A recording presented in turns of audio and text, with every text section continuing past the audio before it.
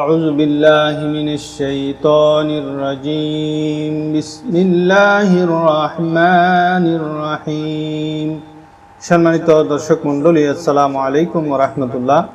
আজকে 12টি ওয়াক্তে নফল নামাজ পড়া যে নিষিদ্ধ সে 12টি ওয়াক্তের পরিচয় আপনাদের সামনে তুলে ধরব। নাম্বার 1, ফজরের ওয়াক্ত শুরু হওয়া থেকে সূর্য উদিত হওয়া পর্যন্ত ফজরের সুন্নত ছাড়া অন্য কোনো নফল নামাজ পড়া নিষেধ।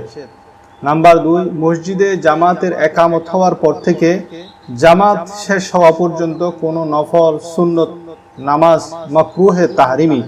তবে ফজরের সুন্নতের ব্যাপারে অনুমতি রয়েছে যদি আপনার একান্ত বিশ্বাস থাকে যে আপনি সুন্নত পড়েও জামাত পাবেন।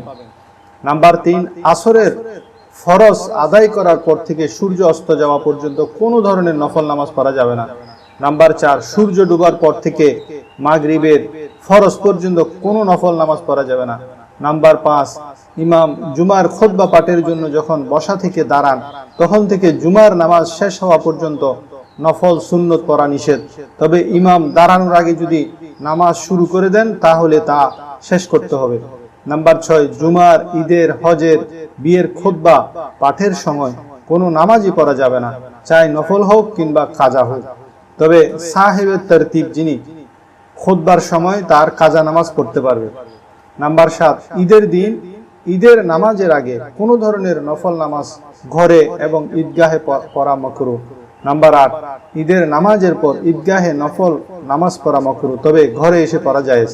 নাম্বার 9, আরাফাতের ময়দানে জোহর ও আসর একসাথে পড়া হয়, সেখানে জোহর ও আসরের মাঝখানে কোনো নফল বা সুন্নত পড়া যাবে না।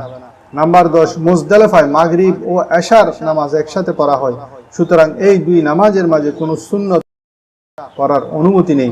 নাম্বার 11, নামাজের ওয়াক্ত এত কম যে যদি সুন্নত পড়ে তাহলে ওয়াক্ত শেষ হয়ে যাবে, এমত অবস্থায় সুন্নত পড়া যাবে না, বরং ফরজ পড়ে নিবে। নাম্বার 12, সামনে এমন কাজ উপস্থিত হয়ে গেল যে শেষ না করে নামাজে দাঁড়ালে নামাজে একাগ্রতা আসবে না, এমত অবস্থায় আগে কাজটা শেষ করে নামাজে দাঁড়াতে হবে।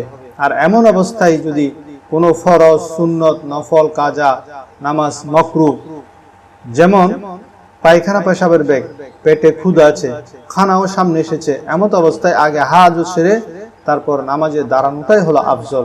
তবে ওয়াক্ত চলে যাওয়ার সম্ভাবনা থাকলে তাহলে আগে নামাজ পড়ে নিতে হবে।